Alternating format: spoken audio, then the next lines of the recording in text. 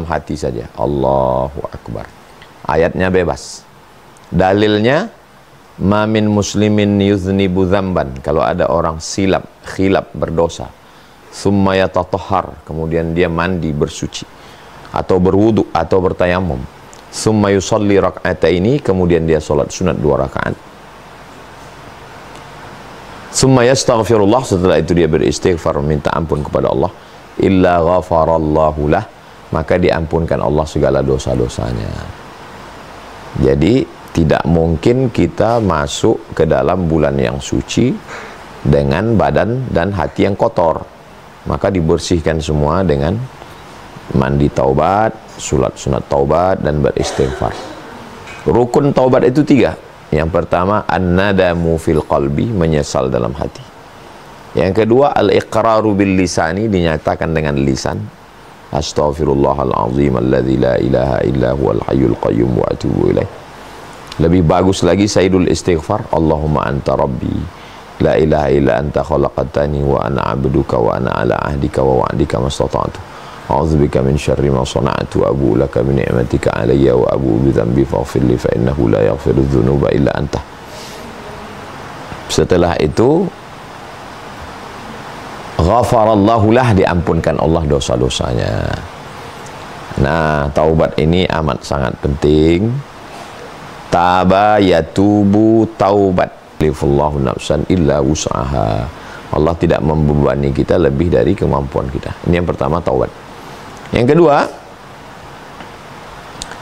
ada yang tidak bisa dibayar dengan taubat. Nah, ini yang kedua. Apa itu? Yaitu yang terkait dengan manusia.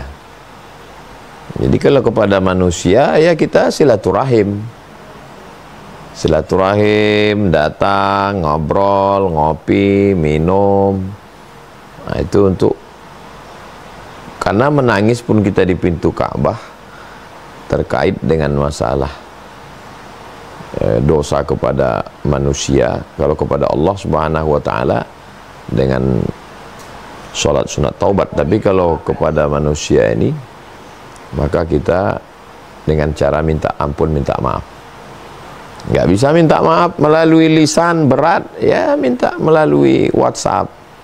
Makanya kalau ada itu dapat WhatsApp, selamat memasuki bulan Rajab, selamat memasuki bulan Sya'ban, mohon maaf lahir dan batin. Itu sebenarnya salah satu cara teknis untuk minta maaf. Ya, masalah orang memaafkan tidak memaafkan itu urusan dia. Yang penting kita minta maaf. Saya mengucapkan selamat memasuki bulan Sya'ban, memasuki bulan Rajab. Kalau ada silap salah saya mohon maaf kepada semua jamaah. Kata jamaah, saya nggak mau maafin Ustadz. Ya bukan urusan saya. Tapi enggak juga kita omongin begitu. Saya minta maaf, kalian mau maafkan atau enggak itu bukan urusan saya, enggak gitu. Jadi kita minta maaf kepada manusia. Karena maaf kepada manusia ini tidak bisa diwakilkan dengan taubat nasuha. Lalu kemudian yang ketiga, membayar hutang. Jadi hutang-hutang kita kepada Allah itu nggak bisa selesai dengan taubat. Ini yang ketiga. Utang apa itu? Utang puasa. Utang puasa kita yang Ramadan tahun lalu ada tinggal 7 hari. Kemudian tinggal 7 hari itu belum diganti sampai sekarang. Nah, inilah kesempatannya di bulan Rajab ini. Man mata, siapa yang mati, wa alaihi siyamun, punya utang puasa, shoma anhu waliyuhu, maka ahli warisnya wajib menggantikan puasanya. Nah, jadi jangan sangka kalau sudah mandi taubat, sholat sunat taubat, istighfar, utang lunas. Nah, jadi tolong yang sekarang ini, ya, yang kedua tadi apa Pak Ustadz? Yang kedua tadi adalah minta maaf. Yang pertama taubat, yang kedua minta maaf sama manusia, yang ketiga bayar utang. Siapa yang puasa hari Senin di bulan Rajab, mengqadha bayar utang, maka dapat 3. Qadhanya lunas, dapat puasa sunat Rajab, dapat puasa Senin. Tapi niatnya qadha saja. Saya niat puasa qadha lillahi ta'ala.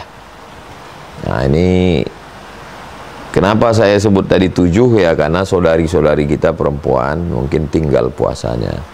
Adapun bagi laki-laki bisa jadi lebih banyak daripada perempuan. Ya, karena mereka musafir, lalu nggak puasa karena sakit, nggak puasa karena banyak alasan. Maka diganti, bayar utang puasa di bulan Rajab ini. Bulan Sya'ban juga nanti bagus. Yang keempat, apa persiapan kita?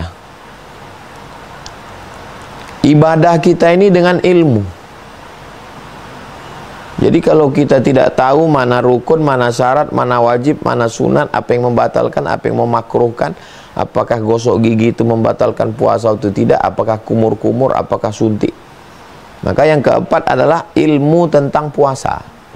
Beli buku Fikih Islam Sulaiman Rasyid. Fikih Islam Sulaiman Rasyid ini itu buku fikih yang paling simpel, sederhana, berbahasa Indonesia, ditulis oleh orang Indonesia, alumni Al-Azhar Kairo Mesir. Ada bab toharah bersuci, ada bab sholat, ada bab puasa, supaya tahu apa itu puasa. Jangan cari di internet.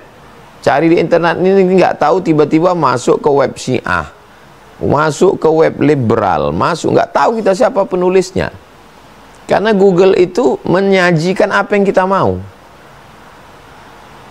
Google itu apa yang kita mau dia kasih. Apa lu mau gua ada, palu gak ada. Maka nggak bisa kita ngaji sama Google.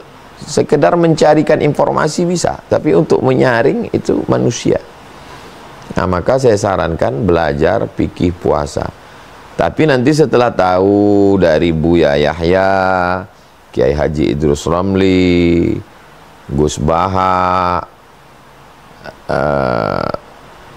Ustadz Sarwad, fikih puasa, silakan, selama ustadznya itu adalah Ahlus Sunnah wal Jamaah, bukan Syiah, bukan Khawarij, bukan liberal, bukan sekuler, bukan ateis, bukan agnostik.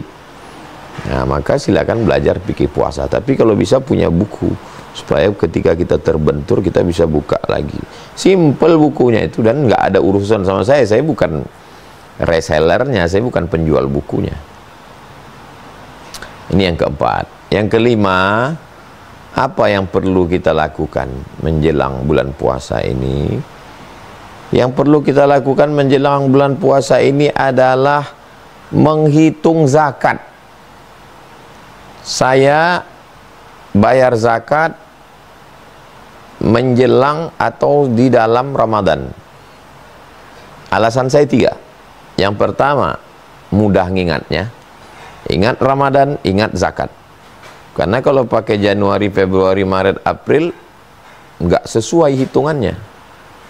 Yang kedua, di bulan Ramadan itu banyak saudara kita perlu makan, tapi dia nggak bisa kerja. Maka kalau kita bayar zakat, itu nolong dia. Kalau kita kasih aja 1 juta, itu dia udah bisa beli beras, beli minyak, beli gula, beli ikan asin. Paling nggak dia bisa sahur. Syukur-syukur puasa dapat takjil. Dan yang ketiga, dapat barokah Ramadan. Nah, itu. Jadi saya sarankan kepada Bapak Ibu, abang kakak adik jamaah, supaya bayar zakatnya di menjelang Ramadan atau sebelum Ramadan atau di dalam Ramadan. Coba hitung-hitung zakatnya sekarang. Yang punya tabungan seberat 85 gram emas, 1 gramnya 1 juta, kali 85 gram, 85 juta.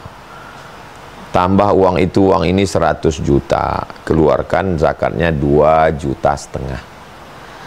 Uang saya 1 miliar Pak Ustadz, 25 juta.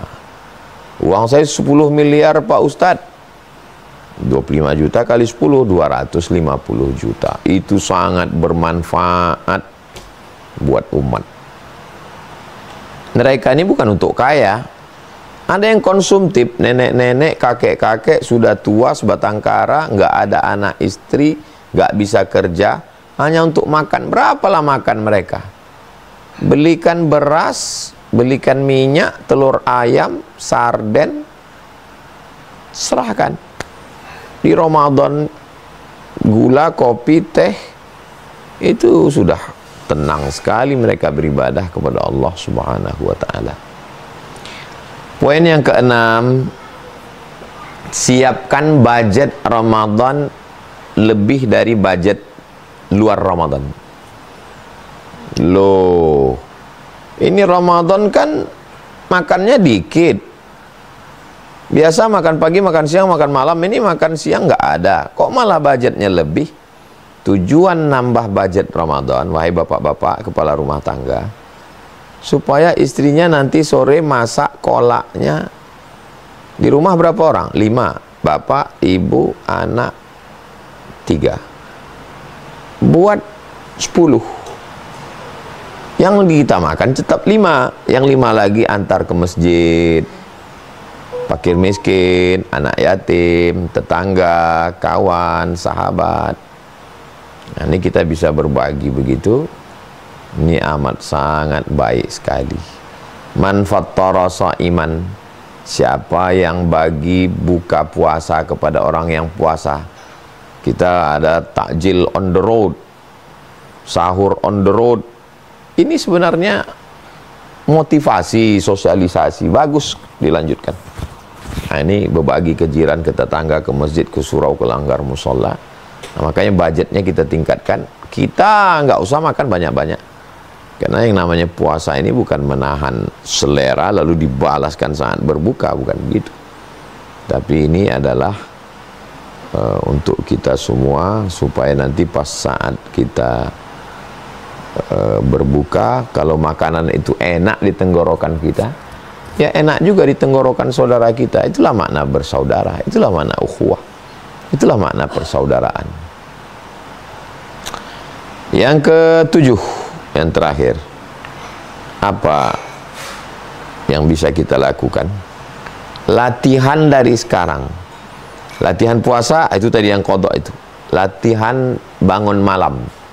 Karena kalau ujuk-ujuk tiba-tiba malam pertama itu berat. Dari sekarang coba setel 1 jam sebelum subuh.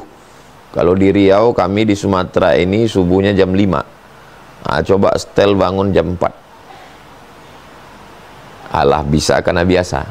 Jadi kalau sudah terbiasa bangun jam 4, mandi, sholat sunat taubat, sholat sunat wudu dulu, sholat sunat wudu, sholat sunat taubat, sholat sunat tahajud, sholat sunat hajat, syukur-syukur bisa puasa sunat, latihan bangun malam, latihan sholat.